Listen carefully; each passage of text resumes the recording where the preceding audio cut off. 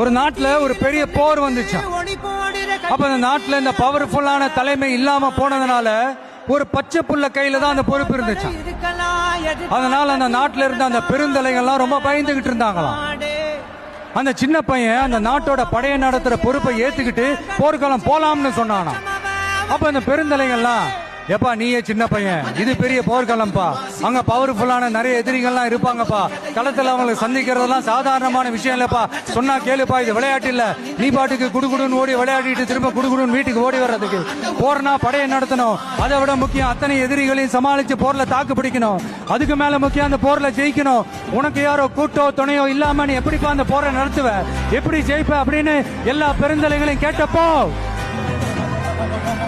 எந்த பதிலும் சொல்லாம போருக்கு தனியா தன் படையோட போன அந்த பாண்டிய வம்சத்தை சேர்ந்த அந்த பையன் என்ன செஞ்சான்னு